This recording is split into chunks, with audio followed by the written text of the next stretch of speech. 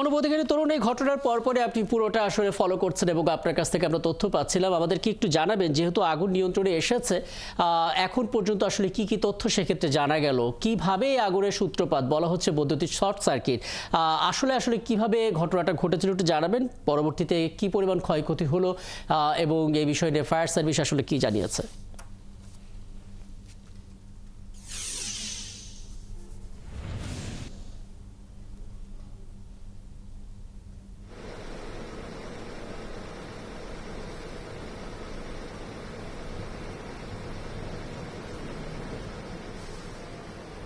রাকিব হাসান, যদি বলা হয় এটা একদম ভয়াবহ একটি ঘটনা, বিশেষ করে টিস্যু ফ্যাক্টরিতে এরকম ঘটনা হয়তো বাংলাদেশের ইতিহাসে কখনো ঘটেনি।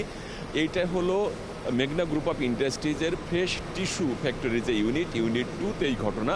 এখন পর্যন্ত যে আগুন একেবারে পুরোপুরি নিয়ন্ত্রণে সেটি বলা যাবে না।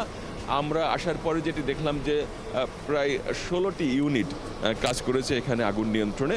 এবং এখন আমি আপনাকে একটু দেখাতে চাই, আপনি এখন যেটি দেখতে পাচ্ছেন এখনও নিভু আগুন, বিশেষ করে এই যে টিস্যুর যে মডিউল যেটাকে বলা হয়, অর্থাৎ যে টিস্যুর যে রোল যেটা থেকে বক্স টিস্যু তৈরি করা হয় একদম ফাইনালি, সেখানে কিন্তু এখন পর্যন্ত আপনি দেখছেন আগুন জ্বলছে। ফায়ার সার্ভিসের যারা আছেন তারাও আগুন নেভানোর জন্য চেষ্টা করছেন। এবং যদি আমি একটু উপরে দেখাতে চাই, একদম এই ফ্যাক্টরির উপরের অংশে, সেখানে আপনি দেখছেন যে এখনও মাঝে মাঝে আগুন জ্বলে উঠছে এবং ফায়ার সার্ভিস অনবরত পানি দিয়ে সে আগুনটা শুধু নেভানোর চেষ্টা করছে এবং নিয়ন্ত্রণের চেষ্টা করছে। এবং এই ঘটনার আমরা যেটি জানতে পেরেছি যে ফায়ার সার্ভিস বলছে ঘটনার সূত্রপাত 4:30 থেকে 4:45টার দিকে এই ঘটনা।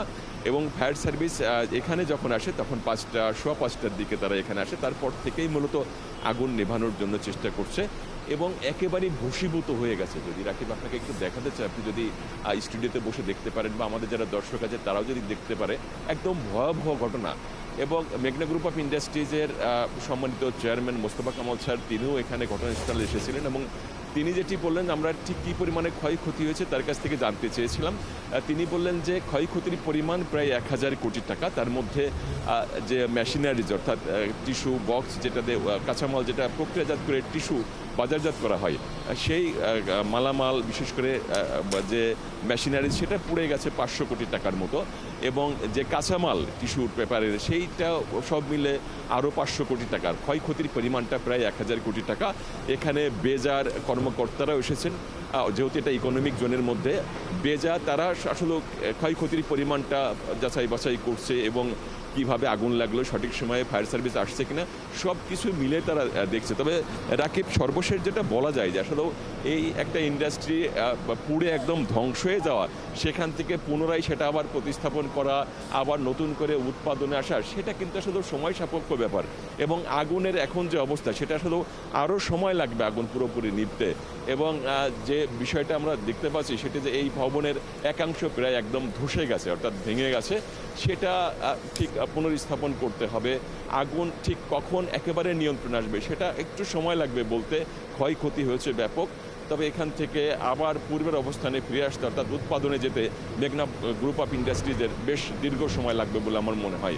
রাকিব, অনেক ধন্যবাদ তোর। এবং যে ছবিগুলো আপনি দেখালেন, যে তথ্যগুলো দিলেন, সত্যিই শঙ্কা জাগানোর মতো এবং একটা বড় সময় আসলে লাগছে আগুন পুরোপুরি নিয়ন্ত্রণে আসতে। এবং আপনি বলছেন না আগুন যে পুরোপুরি নিয়ন্ত্রণে এসেছে সেটা এখনো বলাও যাচ্ছে না, কারণ চাপা আগুন দেখা যাচ্ছে এবং 1000 কোটি টাকার ক্ষতি ইতোমধ্যে ধারণা করা হচ্ছে।